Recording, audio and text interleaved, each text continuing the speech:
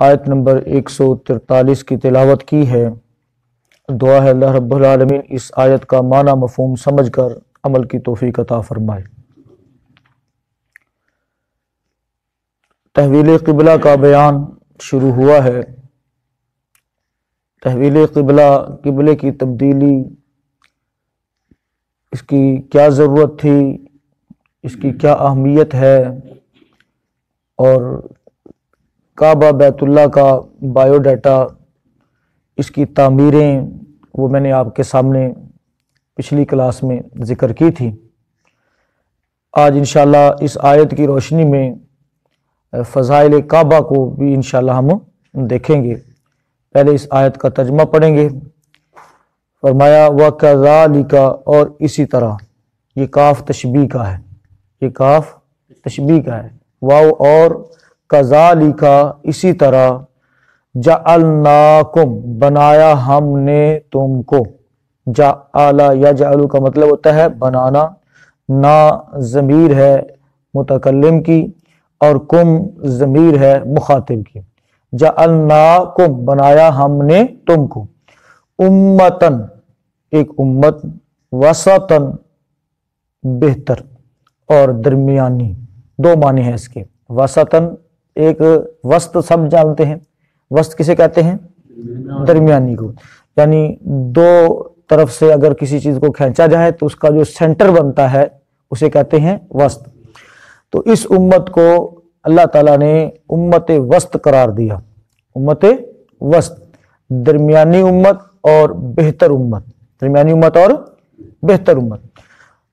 وسطً لتکونوا، تاکہ تم ہو جاؤ، شہداء، گواہ، تاکہ تم ہو جاؤ گواہ، علی الناس، لوگوں پر، ویکون الرسول، اور ہو جائیں رسول محترم صلی اللہ علیہ وسلم، علیکم، تمہارے اوپر، شہیدا، گواہ، شہادت دینے والا، تاکہ رسول تمہارے اوپر گواہی دینے والا، شہادت دینے والا ہو۔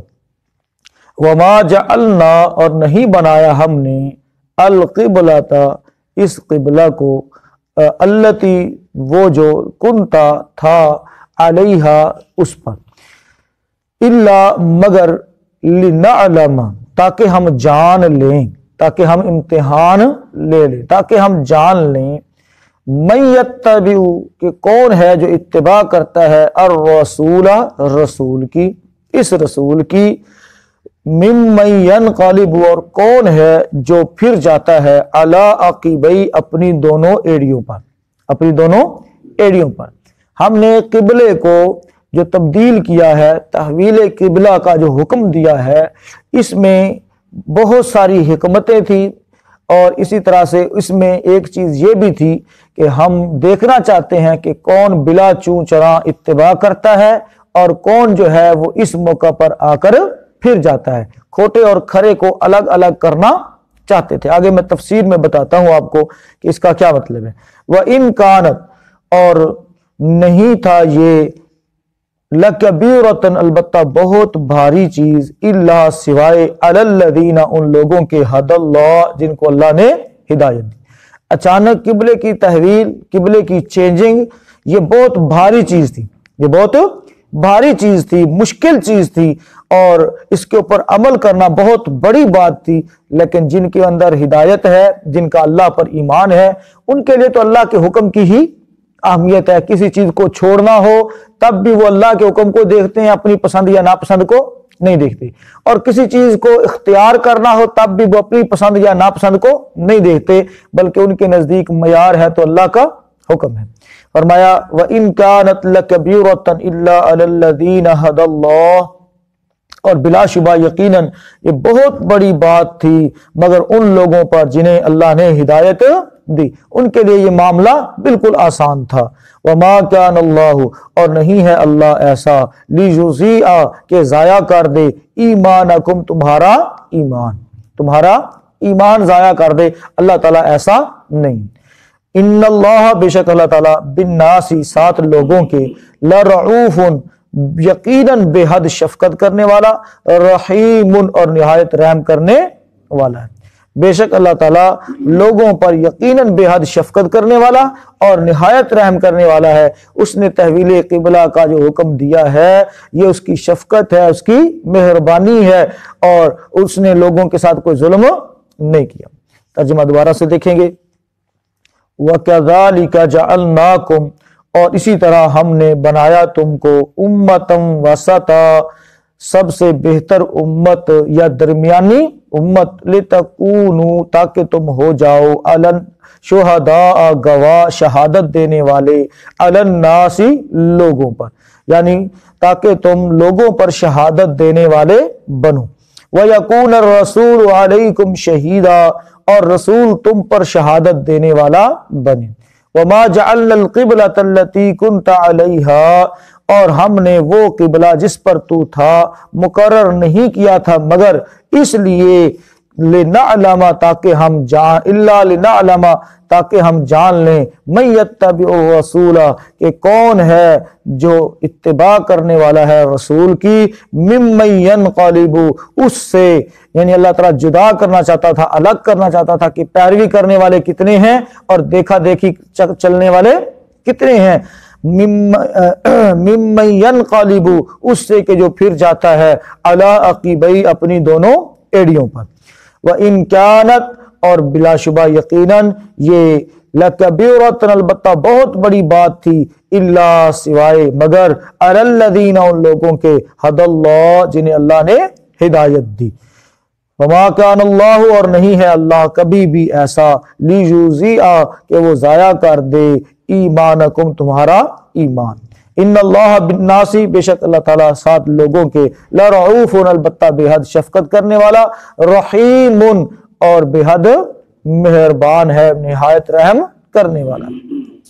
اللہ اکبر۔ محترم بھائیو، آج کا جو ہمارا سبق ہے اس میں سب سے پہلی جو سمجھنے والی بات ہے وہ یہ کہ امت وسط اللہ تعالیٰ نے ہمیں ایک لقب عطا فرمایا ہے، اور یہ پیچھے کذالک کا جو ہم نے پڑھا ہے تو اس میں جس طرح سے اللہ تعالیٰ نے یہ کاف تشبیہ کا ہے، جیسے پیچھے سابقہ ابراہیم علیہ السلام کی ملت پر ہونے کا اعزاز اللہ تعالیٰ نے ہمیں عطا فرمایا، اور تمام انبیاء پر ایمان لانے کا اعزاز بھی اللہ تعالیٰ نے ہمیں ہی عطا فرمایا، تو ایسے ہی اس امت کو تمام امتوں سے بہتر ہونے کا اعزاز بھی اللہ تعالیٰ نے اسی امت کو عطا فرمایا۔ تو اس لیے یہ کاف تشبیہ کا استعمال ہوا ہے کہ پہلے دو اعزازات تمہارے ہیں کہ تم کس پر ہو، ابراہیم علیہ السلام کے دین پر تم ہو، دوسرے نمبر پر تمام انبیاء کو تسلیم کرنے والے تم ہو، تمام انبیاء کو تسلیم کرنے والے تم ہو، ان پر ایمان لانے والے، یعنی گویا دوسرے لفظوں میں صحیح ایمان تمہارا ہی ہے، صحیح ایمان تمہارا ہی ہے، اور فضیلت کے اعتبار سے بھی تم سب سے افضل ہو، سب سے افضل ہو، اس لیے کذالک کا استعمال کیا گیا۔ اور امتم وسطا، یہ کیا ہے؟ وسط، درمیان کو میں نے جیسا کہ آپ کے سامنے پہلے بھی ذکر کیا، وسط کسے کہتے ہیں؟ درمیان کو، اور افضل چیز کو بھی وسط کہہ لیتے ہیں، عربوں کے ہاں محاورتاً کیا کہتے ہیں؟ وسط، کیونکہ درمیانی چیز ہی سب سے بہتر ہوتی ہے، یہ بھی بات یاد رکھیں، نہ ہی بہت زیادہ ایڈوانس اور نہ ہی بہت زیادہ لو کلاس، سمجھ آ رہی بات کی پیچھے جانے، تو درمیانی چیز کیا ہوتی ہے؟ بہتر ہوتی ہے۔ تو اس اعتبار سے وسطا یہ ہمارا ٹائٹل ہے، ہمارا کیا ہے؟ ٹائٹل ہے، اور اس سے مراد سب سے بہتر بھی ہے، جیسا کہ ہم آگے چل کر پڑھیں گے سورہ آل عمران کے اندر آیت نمبر 110 میں، کنتم خیر امت اخرجت للناس، تم بہترین امت ہو، تم بہترین امت ہو جنہیں لوگوں کے لیے نکالا گیا ہے، یعنی لوگوں کے لیے تمہیں کھڑا کیا گیا، تمہیں دین حق دے کر کھڑا کیا گیا، تجدید کی گئی تاکہ تم لوگوں کو راہ راست کی طرف بلا سکو، تأمرون بالمعروف وتنہون عن المنکر، ڈیوٹی تمہاری یہ لگائی گئی کہ تم لوگوں کو نیکی کا حکم دو اور برائی سے منع کرو، یہ اللہ کی طرف سے ڈیوٹی ہے۔ تو سب سے بہترین امت ہیں جی چلے ہیں ہم، اور اللہ تعالیٰ نے ہمیں یہ اعزاز عطا فرمایا ہے۔ تو دو نقطوں کے درمیان سب سے مختصر اور صحیح خط جو ہوتا ہے وہ مستقیم ہوتا ہے۔ ابو سعید خدری رضی اللہ تعالیٰ عنہ سے مروی روایت ہے، رسول اللہ صلی اللہ علیہ وسلم نے وسط کا ایک معنی عدل بھی قرار دیا ہے۔ وسط کا ایک معنی کیا ہے؟ عدل، یعنی یہ امت وسط، بہتر امت اور عادل امت، یعنی عدل کرنے والی امت ہے، عدل کرنے والی امت ہے، افراط و تفریط سے پاک امت ہے۔ اور عدل کا ایک معنی ثقہ اور قابل اعتماد بھی ہے، ثقہ اور قابل اعتماد بھی ہے۔ اعتقاد، اخلاق، اعمال میں معتدل ہونا، ہر چیز میں کیا ہونا؟ معتدل ہونا، درمیانہ ہونا، پہلی امتوں کی افراط و تفریط سے پاک ہونا، یہ ہماری اس امت کا اعزاز ہے۔ نہ تو یہود جیسی سختی ہے اور نہ ہی نصارہ جیسی نرمی، بلکہ معتدل انداز میں چلنے والی یہ امت ہے۔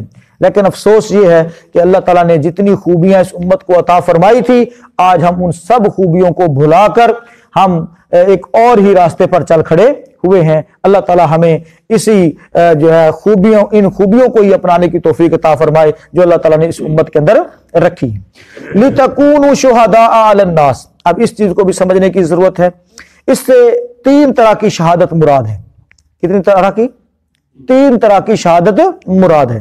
پہلی یہ کہ رسول اللہ صلی اللہ علیہ وسلم شہادت دیں گے کہ انہوں نے صحابہ تک پیغام پہنچا دیا، دین حق پہنچا دیا، اور اللہ کے رسول صلی اللہ علیہ وسلم نے محترم بھائیو حجۃ الوداع کے موقع پر یہ بات صحابہ کو گواہ بنا کر اور اللہ کو گواہ بنا کر کہی تھی۔ حل بلغت، کیا میں نے پہنچا دیا؟ تو صحابہ نے کیا فرمایا تھا؟ کہنے لگے قد بلغت، تحقیق آپ نے پہنچا بھی دیا، وَأَدَّيْتَ، اس کو ادا کر دیا، وَنَصَحْتَ، اور جو خیر خواہی کا حق ادا ہو سکتا ہے وہ آپ نے کر دیا، جو خیر خواہی کا حق ہو سکتا ہے وہ آپ نے ادا کر دیا، لہذا پریشان ہونے کی ضرورت نہیں۔ تو یہ شہادت ہے۔ صحابہ تابعین پر اور اس طرح امت کا ہر طبقہ آنے والوں پر شہادت دے گا کہ ہم نے دین کو کیا کر دیا؟ پہنچا دیا۔ تو گویا یہ دین پہنچ کر رہے گا۔ اس امت کے افضل ہونے کا سبب بھی یہی ہے کہ یہ لوگوں کو نیکی کا حکم اور برائی سے منع کرتے ہیں۔ رسول اللہ صلی اللہ علیہ وسلم نے خطبہ دیا اور فرمایا، اے لوگو، تم اللہ کے سامنے ننگے پاؤں، ننگے جسم اور بغیر ختنے کے اکٹھے کیے جاؤ گے۔ پھر فرمایا، اور میری امت کے کچھ لوگوں کو بائیں طرف لے جایا جائے گا تو میں کہوں گا پروردگار یہ تو میرے ساتھی ہیں، تو کہا جائے گا آپ نہیں جانتے کہ انہوں نے آپ کے بعد کیا نیا کام کیا تھا۔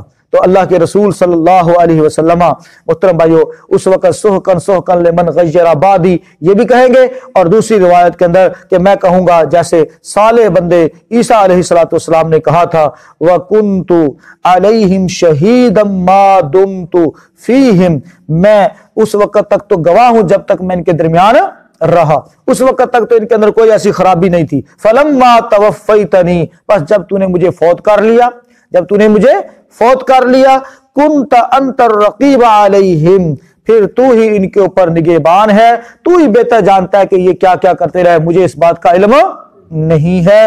وانت علی کل شیء شہید، اور اے اللہ تو ہر چیز پر گواہ ہے، ہر چیز پر گواہ ہے، تجھے پتا ہے کہ انہوں نے کیا کیا کیا ہے، لیکن میں نہیں جانتا کہ میرے بعد انہوں نے کیا کچھ کیا ہے۔ بہرحال تو یہ بات حجۃ الوداع کے موقع پر بھی صحابہ کرام سے پوچھی، صحابہ نے اس بات کا اقرار بھی کیا، اور یہ گواہی محترم بھائیو آج تاریخی اعتبار سے بھی محفوظ ہے، سند کے اعتبار سے بھی محفوظ ہے۔ تو ہم سب میں ہر ایک کا فرض ہے کہ اس پیغام کو ہم آنے والے لوگوں تک پہنچائیں، اور یہ حکم بھی اللہ کے رسول صلی اللہ علیہ وسلم کا کہ بلغوا انی ولو آیا، ایک آیت بھی تمہارے تک پہنچتی ہے تو اس کو بھی دوسروں تک پہنچا دو۔ ایک آیت بھی پہنچتی ہے تو بھائیو ایک آیت، اب آپ دیکھ لیں کہ ایک آیت کتنی، یعنی اس کی کتنی بڑی اہمیت ہے۔ اللہ کے رسول صلی اللہ علیہ وسلم کا حکم کہ اس کو بھی دوسروں تک پہنچاؤ، تو یہ تمہاری پھر شہادت کے یعنی شہادت بھی کاؤنٹ ہوگی اور فریضہ ادا کرنا بھی کاؤنٹ ہوگا۔ اور اسی طرح سے محترم بھائی اللہ کے رسول صلی اللہ علیہ وسلم نے یہ بات بھی ارشاد فرمائی کہ نوح علیہ السلام اور ان کی امت آئے گی تو اللہ تعالیٰ فرمائے گا تم نے پیغام پہنچا دیا تھا، وہ عرض کریں گے ہاں اے میرے رب، پھر ان کی امت کو فرمایا جائے گا ہاں جی کہ انہوں نے تمہیں پیغام پہنچایا تھا، تو وہ کہیں گے کہ نہیں پہنچایا، وہ کہیں گے کہ نہیں پہنچایا۔ اسی طرح سے ہر نبی سے پوچھا جائے گا کہ آپ نے اپنی امت تک پیغام پہنچایا، تو وہ کہیں گے ہاں ہم نے تو پہنچا دیا، لیکن امت آگے کہے گی کہ ہمارے تک پیغام نہیں پہنچا۔ تو پھر اللہ تعالیٰ اس امت کو کھڑا کرے گا، کس امت کو؟ جس میں ہم ہیں، جس میں میں اور آپ، اس امت کو کھڑا کرے گا اور ان سے پوچھے گا کہ کیا پہلے انبیاء نے پیغام پہنچایا؟ تو یہ ساری امت کہے گی کہ یا اللہ ہاں انہوں نے پیغام پہنچایا۔ تو آپ کہیں سوچ رہے ہوں گے کہ یہ امت تو اس وقت موجود ہی نہیں تھی، یہ کیسے کہے گی؟ تو محترم بھائیو یاد رکھیے اس اعتبار سے کہ ہمارا ایمان بالغیب ہے. ایمان بال کیا ہے؟ غیب. کیونکہ اللہ کے رسول صلی اللہ علیہ وسلم نے فرما دیا کہ تمام انبیاء نے، اللہ تعالیٰ نے قرآن میں نازل فرما دیا کہ تمام انبیاء نے اپنی اپنی امتوں تک پیغام کیا کر دیا؟ پہنچا دیا. لہذا یہ امت اس اعتبار سے بھی امت وسط ہے اور تمام پر شہادت دینے والی ہے. تو یہ امت کھڑی ہوگی اور کہے گی کہ یا اللہ تمام انبیاء نے اپنی اپنی امتوں تک پیغام پہنچا دیا تھا. تو بھائیو اللہ تعالیٰ نے پھر اعلان فرمائے گا کہ انتم شہداء اللہ فی الارض. اللہ تعالیٰ کی طرف سے جو ہے اعلان ہوگا، ان کے لیے جہنم واجب ہوگی اور اس امت کے لیے جنت واجب ہوگی. اور اللہ تعالیٰ فرمائے گا تم ہی تھے زمین کے اندر میرے گواہ، تم ہی میرے زمین کے اندر کیا تھے؟ گواہ تھے. تو اس اعزاز کو سمجھنے کی کوشش کریں. یہ بہت بڑا اعزاز ہے محترم بھائیو کہ ہم کیا ہیں؟ ہم حق کی گواہی دینے والے ہیں. ہم اللہ کے خلیفہ ہیں. ہم اللہ کے کیا ہیں؟ خلیفہ ہیں. ہم گواہی دینے والے ہیں اور اسی طرح سے شہادت علی الناس کا حق ادا کرنے والے ہیں ہم. یہ اعزاز اللہ تعالیٰ نے ہمیں عطا فرمایا ہے. آگے ہے وما جعلنا القبلۃ التی، کہ نہیں بنایا ہم نے قبلے کو.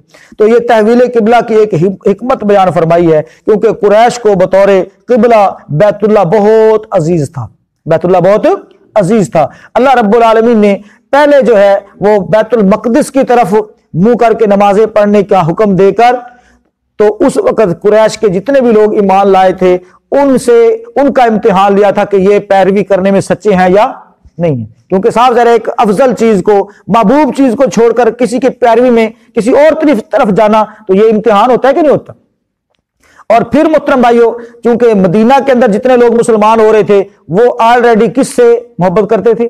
بیت المقدس سے کرتے تھے، مسجد اقصی سے کرتے تھے. تو اللہ رب العالمین نے ان کو اس طرف منہ کر کے نمازیں پڑھتے چھڑوا کر اب کعبے کی طرف کروا دی. تو یہ ان کی محبت کا کیا تھا؟ امتحان تھا. ان کی اطاعت اور فرما برداری کا امتحان تھا جو اللہ رب العالمین نے لیا. تو اہل کتاب کو بیت المقدس سے محبت تھی، قریش کو بیت اللہ سے محبت تھی. تو لہٰذا بیت المقدس کو قبلہ مقرر کر کے قریش اور ان کے ساتھیوں کی آزمائش ہوئی، اور پھر بیت اللہ کو مقرر کر کے اہل کتاب کی آزمائش ہوئی. کیونکہ دیکھا دیکھی بہت سے لوگ مسلمان ہو گئے تھے، بہت سے لوگ مسلمان ہو گئے تھے. اب جب تحویل قبلہ ہوا تو اب کھوٹے اور کھرے کا پتہ چل رہا ہے کہ کون دلی طور پر ایمان لایا ہے اور کون دیکھا دیکھی میں ساتھ چل رہے ہیں. سمجھ آ رہی بات کی؟ کیونکہ کچھ نشانیاں ہوتی ہیں نا، کچھ کیا ہوتی ہیں؟ نشانیاں ہوتی ہیں. ان کو دیکھنا تاکہ ہدایت یافتہ لوگوں کا پتہ چل جائے، اور جو ڈگمگانے والے ہیں، جو صرف دیکھا دیکھی چلنے والے ہیں، ان کا بھی پتہ چل جائے. تو یہ بھی ایک بہت بڑا امتحان تھا. اور آگے رہا وما کان اللہ لیضیع ایمانکم، اللہ تمہارے ایمانوں کو ضائع نہیں کرے گا. مراد کیا ہے؟ کہ جو نمازیں تمہاری، کیونکہ یہ سوال اٹھ رہا تھا نا کہ جو ہم نے 16 یا 17 ماہ بیت المقدس کی طرف نمازیں کر کے پڑھی ہیں، یا جو لوگ فوت ہو گئے اس درمیان ان کو یہ قبلہ نصیب ہی نہیں ہوا، تو ان کا کیا بنے گا؟ تو اللہ تعالیٰ نے فرمایا وما کان اللہ لیضیع ایمانکم، اور اللہ ایسا نہیں ہے کہ تمہارے ایمان کو کیا کر دے؟ ضائع کر دے. نہ تو تمہاری نمازیں ضائع ہیں، کیونکہ وہ بھی اللہ کا حکم تھا. وہ بھی کس کا حکم تھا؟ اللہ کا حکم تھا. اور یہ بھی کس کا حکم ہے؟ اللہ کا حکم ہے. اور جو فوت ہو گئے، جو اس قبلے کی پیروی میں چلے گئے، جن کی موت اس قبلے پر ہوئی ہے، تو اللہ تعالیٰ ان کے بھی ایمان کو ضائع، ان کی کسی بھی نیکی کو ضائع نہیں کرے گا. اب چونکہ یہ سوال اٹھ رہا تھا کہ وہ نمازوں ان کا کیا بنا، تو پتہ اللہ تعالیٰ نے ایمان کی بات کی تو پتہ چلا ایمان، نمازیں ہی ایمان ہیں. نمازیں ہی کیا ہے؟ ایمان. سمجھ آ رہی بات کی؟ نمازیں ہی ایمان ہے. اور اللہ کے رسول صلی اللہ علیہ وسلم نے دوسری حدیث میں کیا فرمایا کہ من ترک الصلاۃ متعمدا فقد کفر، کہ جس نے جان بوجھ کر نماز کو چھوڑا اس نے کفریہ کام کیا. گویا نماز کا چھوڑنا بندے کو کس سے خارج کر دیتا ہے؟ ایمان سے، اسلام سے خارج کر دیتا ہے. اور بھائیو یاد رکھے نمازوں کی پیروی، نمازوں کی طرف آنا، مسجدوں کی طرف کھچے چلے آنا، یہ اس کے ایمان کی نشانی ہے. تو اللہ تعالیٰ نے یہاں پر جب یہ سوال ریز ہوا کہ ان نمازوں کا کیا بنے گا، تو اللہ تعالیٰ نے فرمایا تمہارا ایمان ضائع نہیں کروں گا، تمہارا ایمان ضائع نہیں. یعنی نمازیں ہی اصل ایمان ہیں. نمازیں ہی کیا ہے محترم بھائیو؟ اصل ایمان. اور میرے اور آپ کے نزدیک نمازوں کی اہمیت کتنی ہے؟ ہم اس کے لیے کتنا کھچے چلے آتے ہیں، کتنی اس کو اچھا پڑھ لینے ہیں، بیٹھے رہتے ہیں. ہاں جی، سب سے زیادہ محترم بھائیو سستی ہماری کس میں ہوتی ہے؟ نماز. تھوڑا جا سر دکھتا ہوئے نا، سب تو پہلے کس چیز کی چھٹی ہوگی؟ نماز. کوئی مہمان آ گیا، سب سے پہلے کسی چیز کی چھٹی؟ نماز کی. کیا خیال ہے؟ یعنی نمازوں کے متعلق ہمارا یہ رویہ ہے۔ انا للہ و انا الیہ راجعون۔ آگے فرمایا محترم بھائیو کہ میں تمہارا ایمان ضائع نہیں کروں گا، لوگوں کے ساتھ میرا رویہ یعنی اللہ تعالیٰ کا وہ شفقت بھرا ہے، وہ مہربانی والا ہے، رحم کرنے والی ذات ہے، لہٰذا اللہ رب العالمین اپنے بندوں کا ایمان ضائع نہیں کرے گا۔ جو کعبے کی طرف جو بیت المقدس کی طرف نمازیں پڑھی تھی وہ کبھی ضائع نہیں ہوگی، اللہ تعالیٰ اس کو ضائع نہیں کرے گا۔ نماز کو اللہ تعالیٰ نے ایمان قرار دیا کہ یہ صرف دل سے تصدیق اور زبان سے اقرار کا نام ایمان نہیں ہے، بلکہ ساتھ ساتھ عمل بھی کرنا ہے۔ ساتھ ساتھ کیا کرنا ہے؟ عمل۔ ہمارے نزدیک صرف لا الہ الا اللہ پڑھ لینا بس اس کو ایمان کہا جاتا ہے۔ بات سمجھ آ رہی ہے نا؟ تو محترم بھائیو جب تک اس کے مطابق عمل نہ ہو، یعنی اقرار باللسان و تصدیق بالقلب، یعنی ایک زبان سے اقرار کرنا، دل سے اس کی تصدیق کرنا، وہ عمل بالجوارح اور اعضاء سے عمل کرنا، یہ ہے اصل ایمان۔ یہ اصل کیا ہے؟ ایمان ہے۔ اور آگے محترم بھائیو جب بندہ ایمان کے اندر داخل ہوتا ہے، نماز زکوٰۃ یہ جزو ہے ایمان کے۔ آپ کہیں گے کہ یہ تو بڑی مشکل باتیں ہیں، تو اللہ تعالیٰ نے تو کلمہ اور اس کے یہ ہے اسلام کے اندر، تو یاد رکھیے محترم بھائیو کلمہ چابی ہے، اس کے اندر کوئی شک نہیں ہے۔ اور آپ سب جانتے ہیں کہ کوئی بھی چابی بغیر دندانوں کے، ہر چابی کے دندے ہوتے ہیں کہ نہیں ہوتے؟ ہر چابی کے دندے ہوتے ہیں۔ کلمہ چابی ہے، اور نماز، روزہ، حج، زکوٰۃ جتنے بھی یہ اعمال ہیں یہ اس چابی کے کیا ہیں؟ دندانے ہیں۔ یہ اس چابی کے کیا ہیں؟ دندانے۔ صاف، بالکل صاف چابی وہ تالا کھول سکتی نہیں جب تک اس کے دندانے نہ ہوں۔ تو بھائیو ایسے ہی یہ کلمہ بھی یہ جنت کی چابی ہے، لیکن اس کے ساتھ جو دندانے ہیں وہ کیا ہیں؟ اس کے عمل ہے۔ عمل ہوں گے، دندانے پورے فٹ ہوں گے۔ آپ کوئی اور چابی لے کر محترم بھائیو بے شک اس کے دندانے بھی ہوں، تب بھی تالا کھول سکتے نہیں۔ جب تک وہ پوری چابی وہ پورے دندانوں والی اس لاک والی نہ ہو، اس وقت تک تالا کھول سکتا نہیں۔ تو اس اعتبار سے بھائیو اللہ تعالیٰ نے کلمہ چابی بنایا ہے، اور ایمان کے ساتھ ایمان میں جو نماز ہے، روزہ ہے، حج ہے، زکوٰۃ ہے، جو جتنے بھی اعمال ہیں یہ بھی ایمان کے اندر کیا ہیں؟ شامل ہے۔ آج کچھ لوگ کہتے ہیں ایمان بندے کا کم یا زیادہ نہیں ہوتا، بلکہ جو ایمان ہے وہ ایک ہی جگہ پر رہتا ہے، حالانکہ ایسا نہیں ہے بھائیو۔ ایمان کم اور زیادہ ہوتا ہے اس کے اعمال کے اعتبار سے، اس کے اعمال کے اعتبار سے کبھی بندہ کہیں ہوتا ہے اور کبھی بندہ کہیں ہوتا ہے، ٹھیک ہے؟ تو اس اعتبار سے اس بات کو بھی خوب اچھی طرح سے سمجھ لینا چاہیے، اور بندوں کے ساتھ اللہ کی شفقت اور اس کی مہربانی یہ تو بہت ہی محترم بھائیو عظیم چیز ہے۔ اللہ تعالیٰ نے ہمارے ساتھ بڑی شفقت کی، مہربانی کی، ہمیں اللہ تعالیٰ نے امت وسط بنایا، قبلہ ابراہیمی اللہ تعالیٰ نے ہمیں عطا فرمایا۔ یہ اللہ تعالیٰ کے بہت بڑے احسانات ہیں، ہم ساری زندگی ان کا شکر ادا کرتے رہیں تو ادا نہیں کر سکتے۔ اللہ سے دعا کرتے ہیں اللہ رب العالمین اس آیت مبارکہ کو سمجھنے کی اور اپنے اعزازات اور خصوصیات کو سمجھنے کی توفیق عطا فرمائے۔ جزاک اللہ۔